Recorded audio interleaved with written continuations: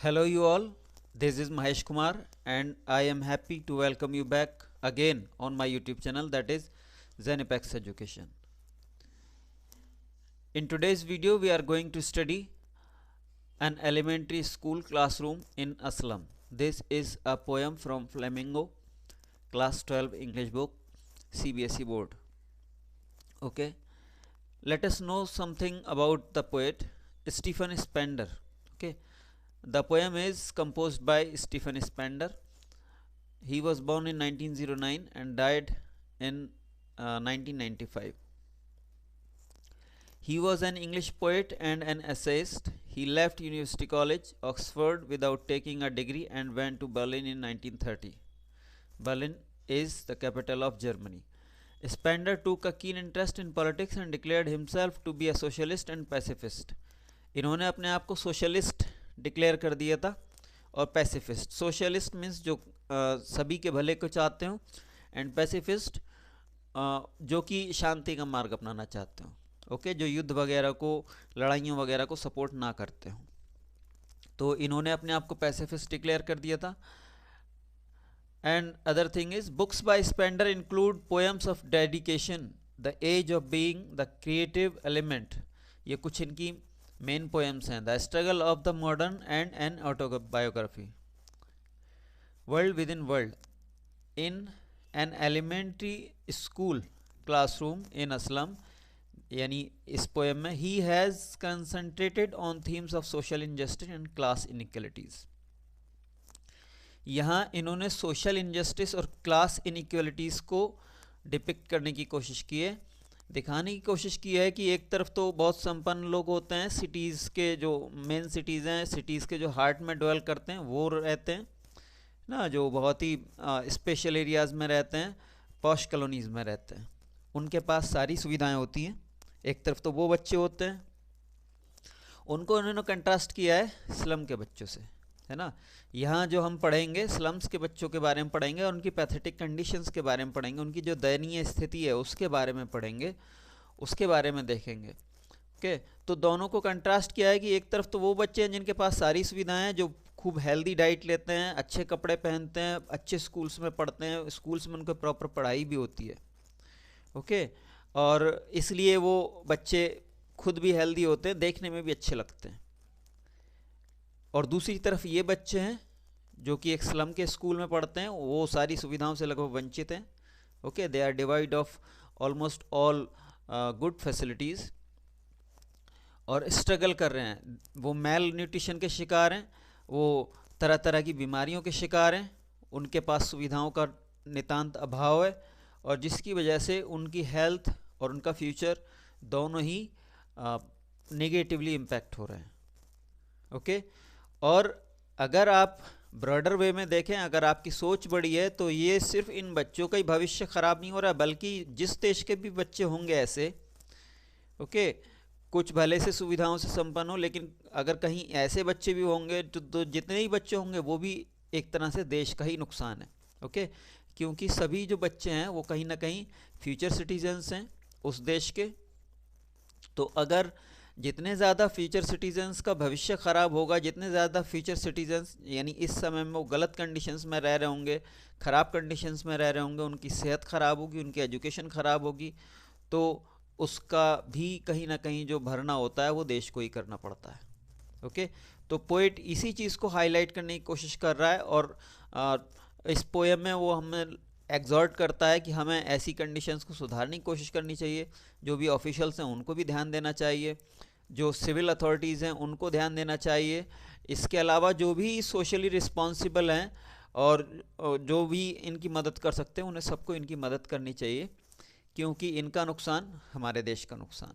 Okay, तो not only as a human being but as a good citizen, as a responsible citizen also. Okay, we should try to improve their lot, their conditions. Okay, यही poet इस message, इस poem में message देना चाह रहा है. Okay, तो चलिए शुरू करते हैं मेन पोएम को.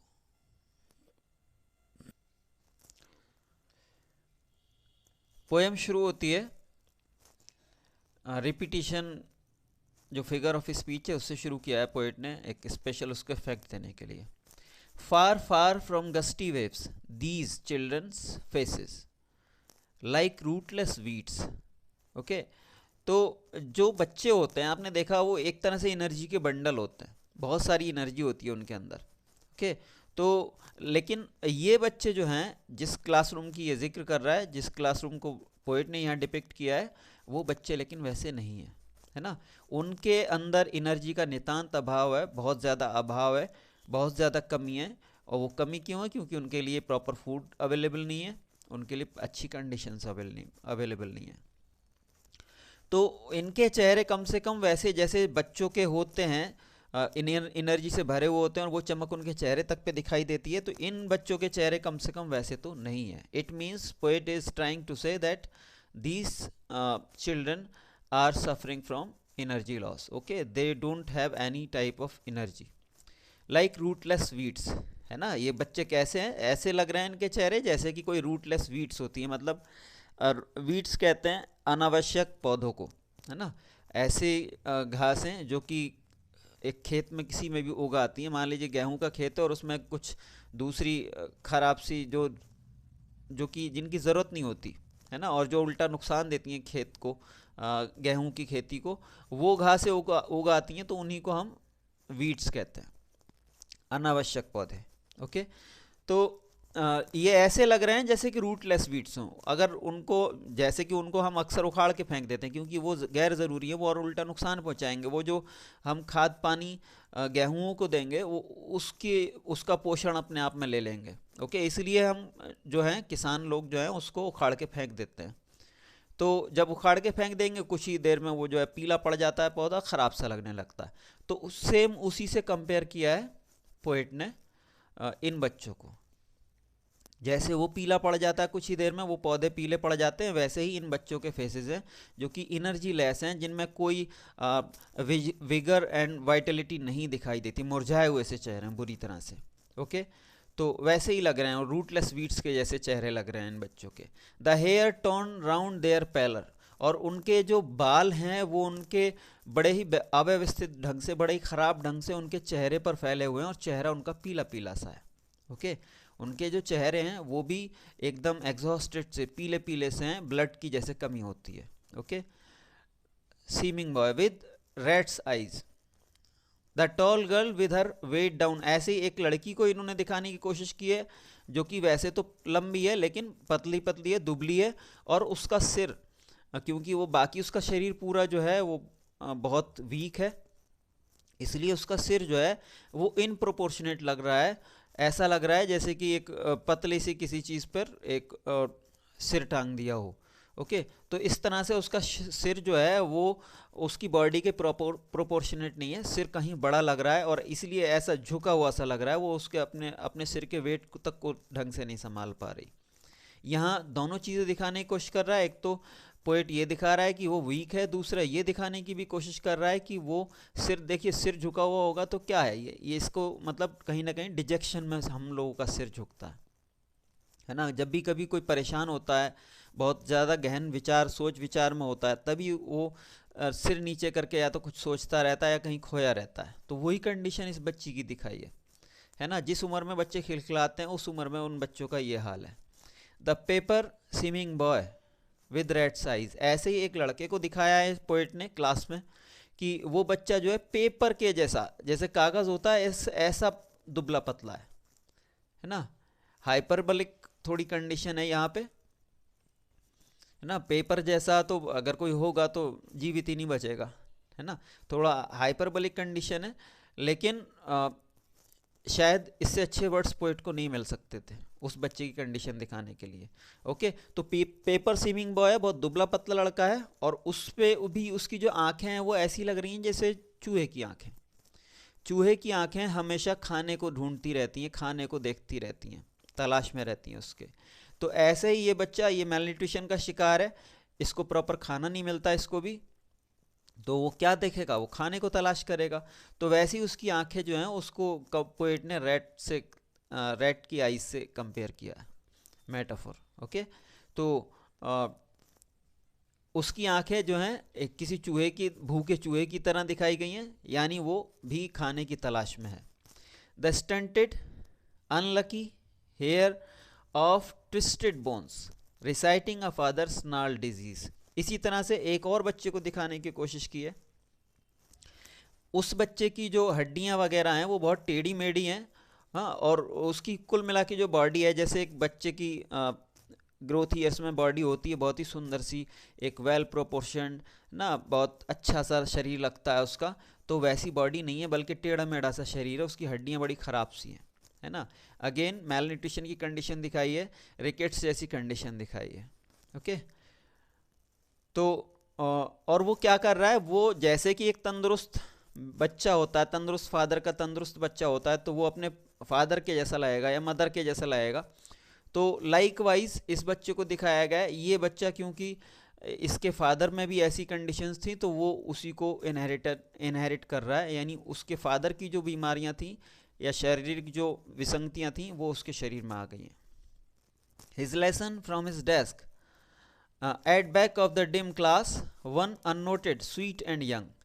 ऐसे ही वो जो क्लास है, देखिए क्लास को भी अंधेरे में दिखाया है, उसने कहा है कि क्लास में अंधेरा है, और उसके क्लास में पीछे के हिस्से में पीछे की तरफ एक स्वीट सा, एक सुंदर सा बच्चा बैठा है, अच्छा सा बच्चा बैठा है ना, और उस पर किसी का ध्यान नहीं गया, अननोटिस्ड टाइप का बैठा है वो। His eyes live in a dream, वो थोड़ा दूसरे बच्चों से अलग है और वो किसी ख्यालों में खोया हुआ है ना। His eyes live in a dream of squirrel's game, वो एक किसी स्क्रिल के साथ खेलने की कल्पनाओं में मगन है। वो सोच रहा है कि मैं काश किसी स्क्रिल के साथ खेल रहा होता, गिलहरी के साथ खेल रहा होता, या बाहर उसे कुछ दिख रहा होगा, कोई पेड़ दिख रहा हो और उसमें स्क्रिल हो, तो उसके साथ खेलने की कल्पना कर रहा है वो।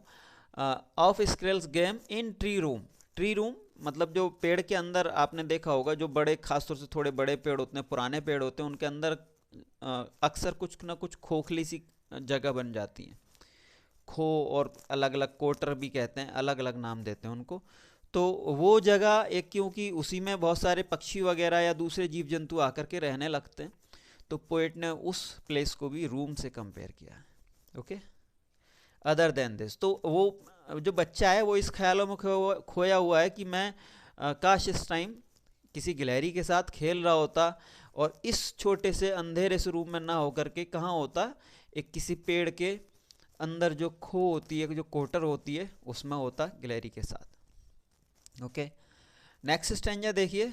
On sour cream walls donations Shakespeare's head cloudless at dawn civilized dome riding all cities. Okay, belled flowery Tyrol's valley open handed map awarding the world its world. Okay, अब ये जो अभी तक देखिए क्लास के जो बच्चे थे, उनकी जो फिजिकल कंडीशंस थी, उनकी जो आउटवर्ड अपीयरेंस थी, उसको पोएट डिपिक्ट कर रहा था, उसको बता रहा था। अब वो बच्चों से हट करके कहाँ आ गया, क्लासरूम की कंडीशन पे, जो अब क्लासरूम की फिजिकल कंडीशन है उसको एक्सप्लेन करने की कोशिश कर रहा है पोएट। तो वो कैसी है वो देखिए।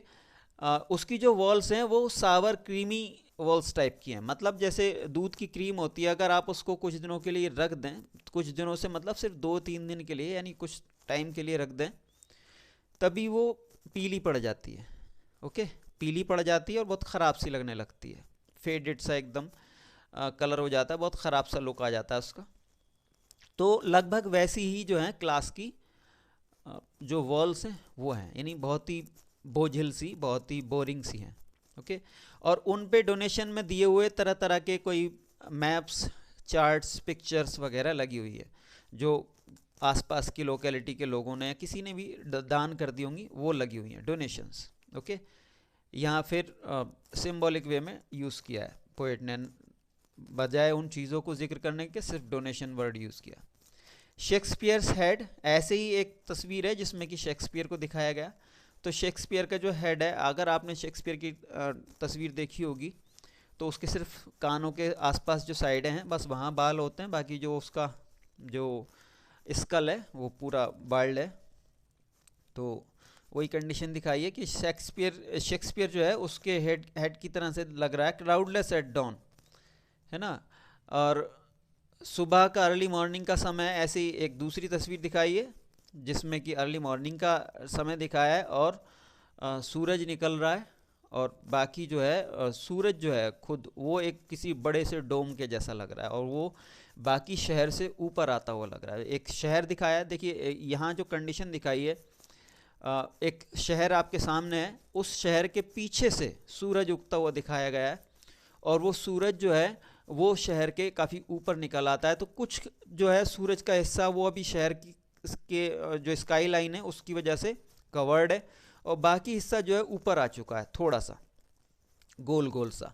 ओके, तो वो एक डोम के जैसी कंडीशन बन रही है और इस तरह से जो है कहीं ना कहीं पोएट ने सूरज को डोम के साथ कंपेयर किया है। साथ ही साथ देखिए अभी उसने पीछे बताया था शेक्सपियर का हेड, तो कहीं ना कहीं हम इससे उससे भी जोड़ के देख सकते हैं कि उसके साथ भी उसने एक आयरनिकल कंडीशन दिखाई है कि जैसे कि शेक्सपियर का हेड है वो भी बर्ड है और वो भी डोम के जैसा लग रहा है ना, वैसे ही एक कंडीशन सूरज की, उगते हुए सूरज की बन रही है खासतौर से सिटी के बैकग्राउंड में।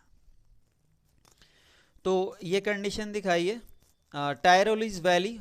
टायरोलीज वैली जो है एक ऑस्ट्रिया जो देश है उसमें एक वैली का नाम है और ये वैली अक्सर जो है यहाँ पे बर्फ़बारी नहीं होती, मतलब फ्री ऑफ आइस रहती है, फ्री ऑफ स्नो रहती है और बहुत ही सुंदर सी वैली है। तो यहाँ पे उसका जिक्र किया गया है, एक उसकी भी तस्वीर वहाँ लगी हुई है। Open handed map awarding the world it's world and yet for these children these Windows.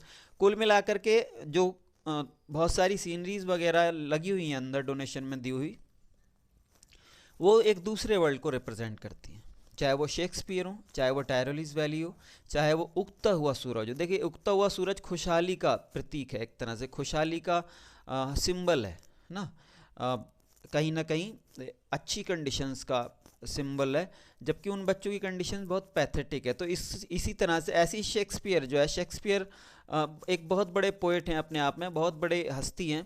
तो चाहे शेक्सपियर हो, चाहे उगता हुआ सूरज हो, चाहे वो टायरोलीज वैली हो, ये सब जो कंडीशंस हैं बिल्कुल कंट्रास्ट कर रही हैं किसके साथ, जो बच्चों की, उन बच्चों की फिजिकल कंडीशंस हैं उनके साथ। ओके, उन बच्चों की जो हकीकत है उनके साथ।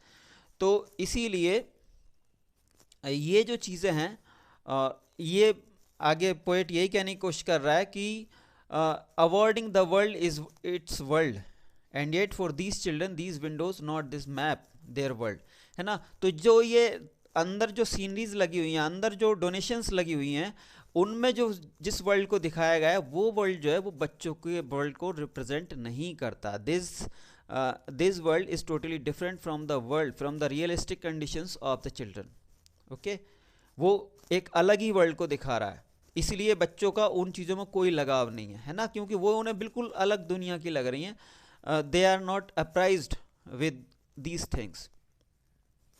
तो उनका वर्ल्ड कहाँ है? उनका वर्ल्ड तो बाहर दिख रहा है, जो खिड़की से बाहर है, जो क्लासरूम की खिड़की से बाहर की दुनिया है, वहाँ है उनका वर्ल्ड। तो और वो कंडीशंस कैसी हैं वहाँ दिखाएगा पोएट।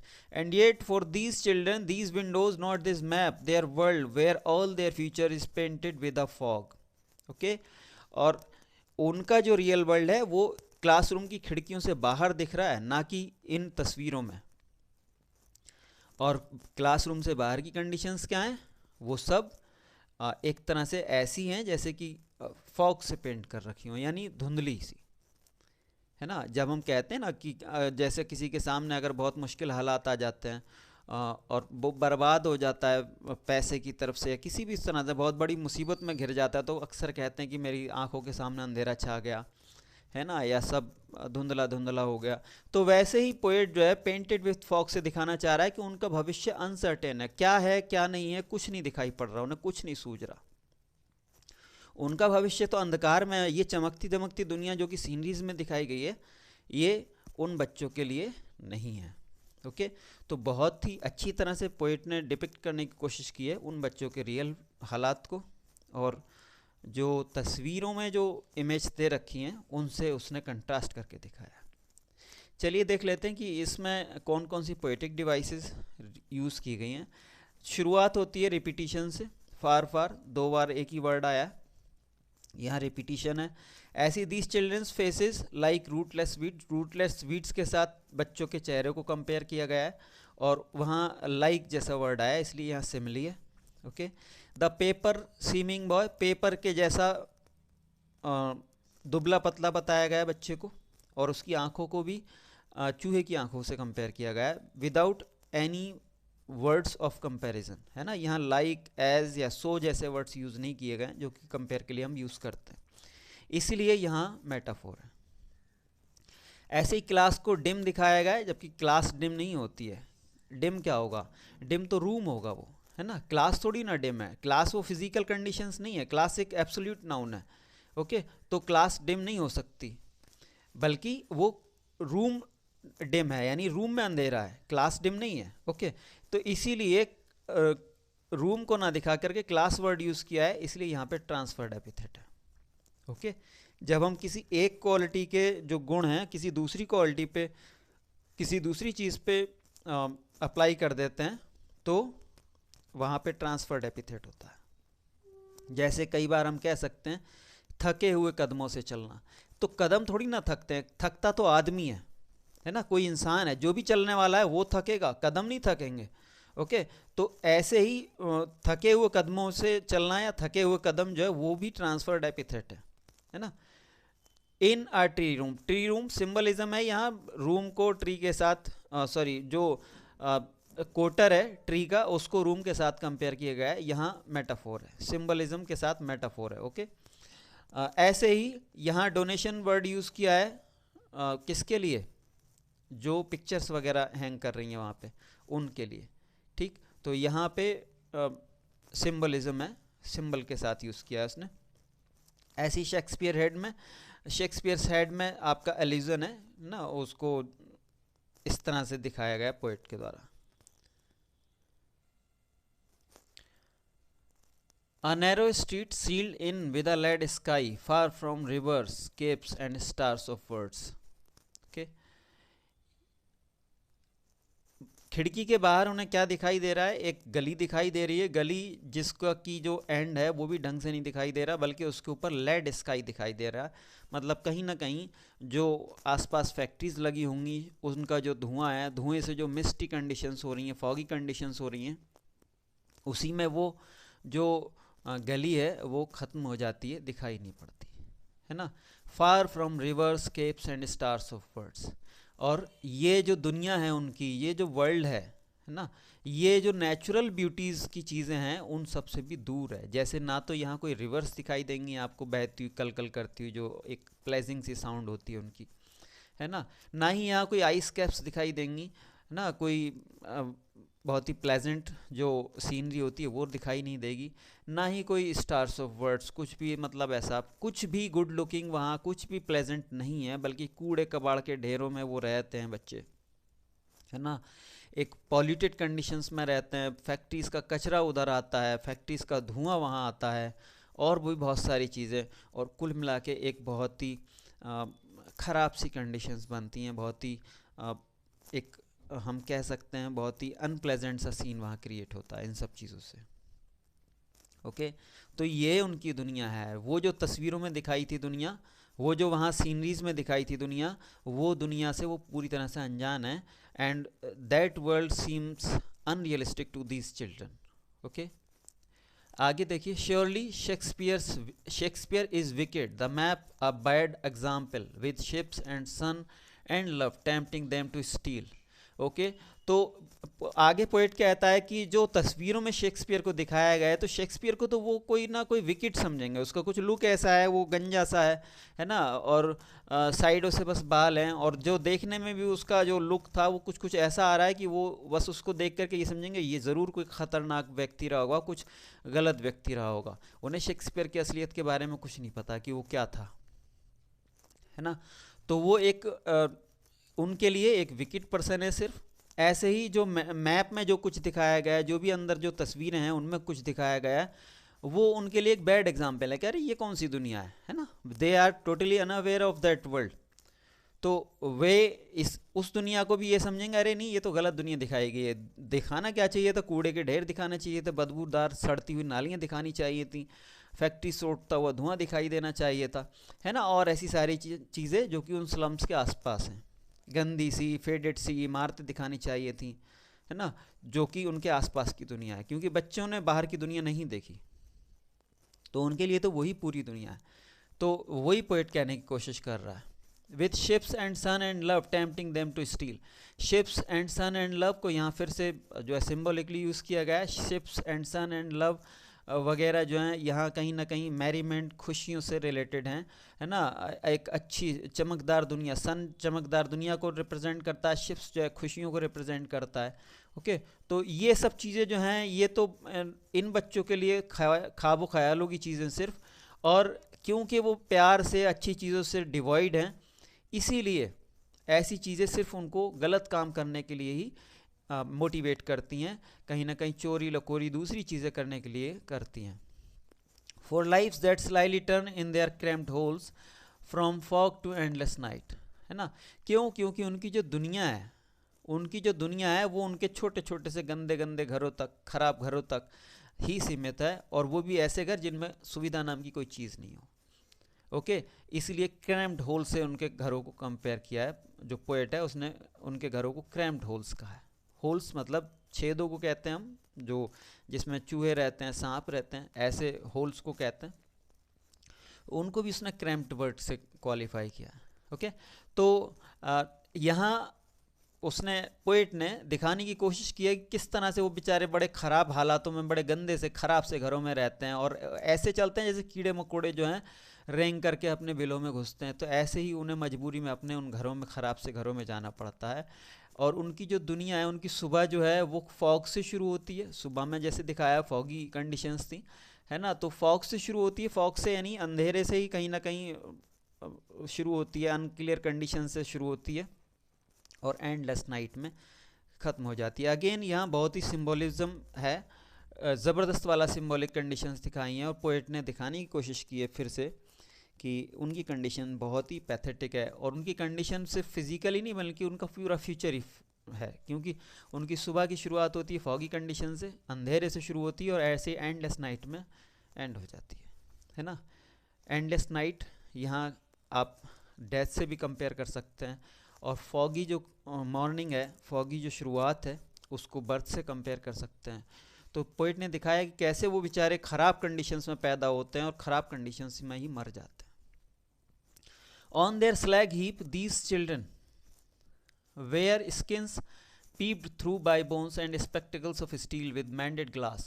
और उनकी जो फिजिकल कंडीशंस हैं वो फिर से पोएट डिस्क्राइब कर रहा है एक बार, कि ये जो बच्चे हैं,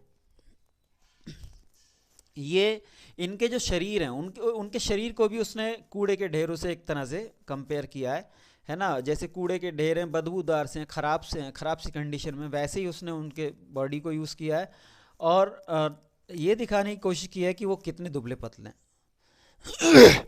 वो दिखाने की कोशिश कर रहा है कि वो इतने दुबले पतले हैं कि उनकी जो हड्डियां हैं, उन पे कपड़े जो हैं इतने ख़राब से लगते हैं जैसे खूंटी पे कपड़े टांग देते हैं, है ना। कई बार हम मजाक में कहते हैं ना, कोई बहुत दुबला पतला होता है तो उसके जो कपड़े पहनता है तो कई बार ऐसे लगते हैं जैसे खूंटी पे टंगे, उसकी हड्डियाँ दिखती हैं।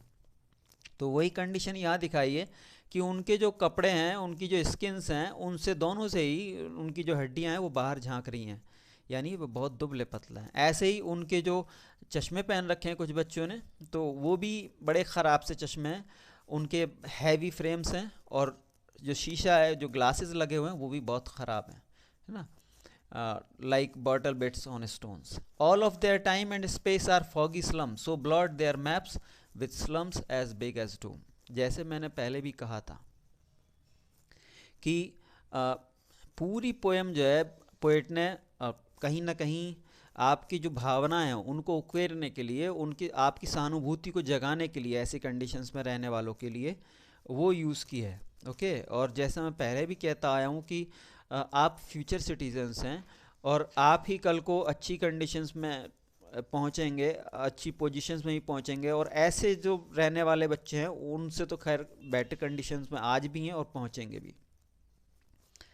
यहाँ आप अपने आप को जो धनी घरों के, संपन्न घरों के बच्चे हैं उनसे उनकी जगह पे अपने आप को रख सकते हो, और ये बच्चे जो है इनके लिए आपको सहानुभूति जगाने की कोशिश की जा रही है कि आप पे भी जिम्मेदारी बनती है इन बच्चों का ख्याल रखने की, है ना। चाहे आप कल को अच्छी पोजीशन पे पहुंचो, ऑफिसर बनो, चाहे प्राइवेट जॉब्स करो या कुछ करो, इन बच्चों के लिए भी काम करना, ऐसे लोगों के लिए भी काम करना जिससे कि हमारे देश के हालात बेटर हो सकें, हमारी दुनिया के हालात बेटर हो सकें। क्योंकि दुनिया में अगर कहीं भी गरीबी अगर रहेगी, कहीं भी अगर सोशल कंडीशंस ख़राब रहेंगी तो उसकी कीमत सभी को चुकानी पड़ती है, जाने अनजाने। All of their time and space are foggy slums, so blot their maps with slums as big as doom. तो इस तरह से उनका जो भविष्य है पूरा, वो इसी तरह से, उनकी नीति जो है पूरी इसी तरह से ख़राब हुई है। और उनका जो पूरा लाइफ है, पूरी उनकी ज़िंदगी है, वही एक पैथेटिक स्टोरी बन गई है। Unless governor inspector visitor, this map becomes their window and these windows that shut upon their lives like catacombs. Okay, तो वो कहता है आगे कि जब तक की जो अथॉरिटीज़ हैं, है ना, यहाँ भले से सिर्फ 3 नाम दिए गए हैं, गवर्नर, इंस्पेक्टर, विजिटर, लेकिन एक सारी अथॉरिटीज़ को रिप्रेजेंट कर रहा है पोएट कि जब तक की जो सारी अथॉरिटीज़ हैं, जो भी जिम्मेदार हैं, जो भी रिस्पेक्टेबल पोजीशंस पे बैठे हैं, जो भी अथॉरिटेटिव पोजीशंस पे बैठे हैं, जब तक उनका वो सक्रिय रूप से काम नहीं करेंगे इन लोगों की कंडीशन सुधारने के लिए, तब तक इनकी जो दुनिया है वो नहीं बदलेगी, है ना। तब तक जो अंदर जो मैप दिखाए गए हैं वो उनकी दुनिया नहीं बनेंगे, है ना। तब तक उनकी दुनिया वही रहेगी जो विंडो से बाहर की कंडीशंस हैं। ओके, देखिए फिर से मैं बोल रहा हूँ इस चीज़ को कि यहाँ पोएट कह रहा है कि जो भी अथॉरिटीज़ हैं, जो भी रिस्पॉन्सिबल अथॉरिटीज़ हैं, जब तक वो सक्रिय नहीं होंगी, जब तक वो एक्टिव नहीं होंगे, जब तक वो नहीं चाहेंगे, तब तक इन लोगों की कंडीशंस जो हैं वो बेटर नहीं होंगी, वो नहीं सुधरेंगी, है ना। तब तक इनकी जो सच्चाई है वो जो विंडोज़ से बाहर दिख रही है वही रहेगी, वो नहीं होगी जो विंडोज़ के अंदर जो कुछ मैप्स लगा रखे हैं, कुछ तस्वीरें लगा रखी हैं, उनमें दिखाई गई है ना, जो pleasant conditions. That shut upon their lifes like catacombs, break O break open till they break the town and show the children to green fields and make their world run azure on gold sands and let their tongues run naked into books, the white and green leaves open, history theirs whose language is the sun.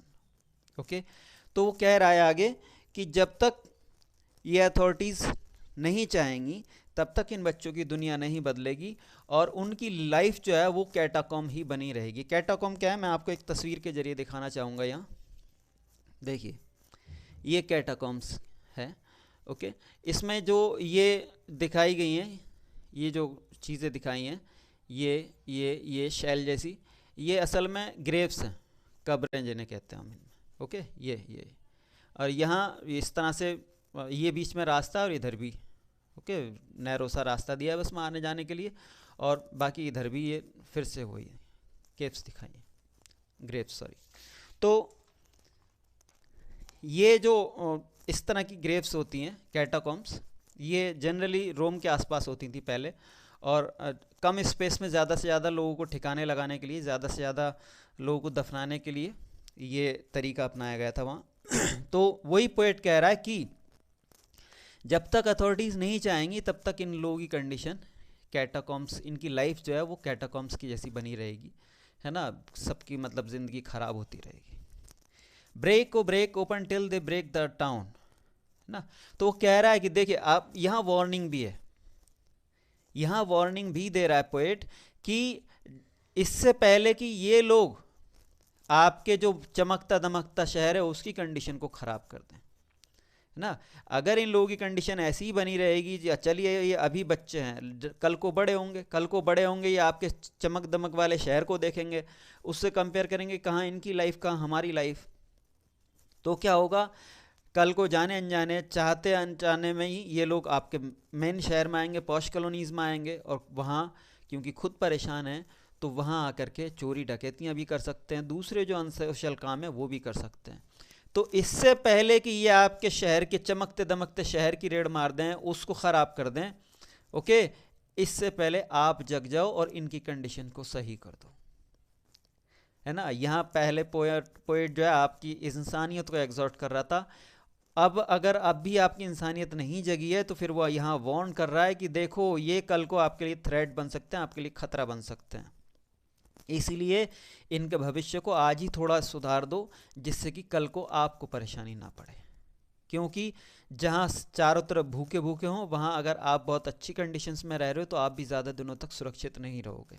तो यही poet कहने की कोशिश कर रहा है यहाँ पे कि इससे पहले कि ये लोग आपके चमकते दमकते शहर को बर्बाद कर दें, तबाह कर दें, या उसको उसकी जो सोशल कंडीशंस हैं उसको अनसेफ कर दें, इससे पहले आप जाग जाओ और इनके भविष्य को सुधार दो। जो दुनिया में खूबसूरती वाली चीज़ें हैं, जो दुनिया में खुशी देने वाली चीज़ें हैं, जो दुनिया में एक हम कह सकते हैं कि प्लेजर्स वाली चीज़ें हैं, लग्जरी वाली चीज़ें हैं, ओके, इन्हें भी उनका कुछ हिस्सा दे दो। चाहे वो सैंडी आपके बीचेस हों, चाहे वो हरियाली वाली कंडीशंस हों, हरियाली वाली सीनरीज हों, ओके, चाहे वो कुछ भी हो दुनिया में, जो भी अच्छा है वो इन्हें दो। इनको भी अच्छी अच्छी बुक्स पढ़ने का, अच्छी शिक्षा का मौका दो, ओके। और लास्ट में वो पोएट एंड कर रहा है पोएम को, history theirs whose language is the sun, okay. यहाँ वो कह रहा है कि जैसे कि हमारे पूर्व राष्ट्रपति APJ अब्दुल कलाम भी कहते थे, ओके, कि अगर चमकना है तो पहले सूरज के जैसा जलना सीखो। तो वैसे ही कुछ कुछ यहाँ ये कह रहा है, history theirs whose language is the sun, जो जलते हैं वही चमकते हैं, ओके, वही इतिहास रचते हैं। तो बहुत ही अच्छी पोएम है, ओके। सोशल पोएम है, जैसे कि हमने पहले ही उसके पोएट के इंट्रोडक्शन में देखा था, पढ़ा था कि वो कैसे सोशल कॉजेज़ के लिए समर्पित है, डिवोटेड है, तो वही इसकी पोएम में भी दिख रहा है, ओके। यहाँ इस पेज पे भी देख लेते हैं चलिए कि कौन कौन से जो हैं आपके फिगर्स ऑफ स्पीच यूज़ हुए हैं। क्रैम्प्ड होल्स में मेटाफोर है, ओके। फॉग टू एंडलेस नाइट में सिंबलिज्म है ना, बहुत ही सिंबॉलिकली उसने यहाँ दिखाने की कोशिश की है। ऐसे ही यहाँ फिर से रिपीटिशन है, रिपीटिशन पोएम की शुरुआत में भी आया था, ऐसे ही यहाँ पे ब्रेक ओ ब्रेक, एक ही वर्ड दो बार यूज़ हुआ है। और यहाँ फिर से सिमली है, उसकी उनकी लाइफ को जो है उसने कैटाकॉम से और लाइक वर्ड के द्वारा कंपेयर किया है, इसलिए यहाँ सिमली है। यहाँ पे एनाफोरा है, 2 लाइन्स में एक ही वर्ड को उसने रिपीट किया है, देयरफॉर हियर इज एनाफोरा। यहाँ फिर से मेटाफोर है, बुक्स को उसने जो है ग्रीन बुक्स को उसने ग्रीन लीफ से कंपेयर किया है, मेटाफोर है, ओके, कहा है। और मोटिवेशन है, लास्ट वाली लाइन में उसने मोटिवेशन देने की कोशिश की है। अगर आप इसकी पूरी पोएम की अगर राइमिंग स्कीम को देखें तो राइमिंग स्कीम इसकी कोई नहीं है, इसलिए ये फ्री वर्स में लिखी हुई पोएम है, ओके।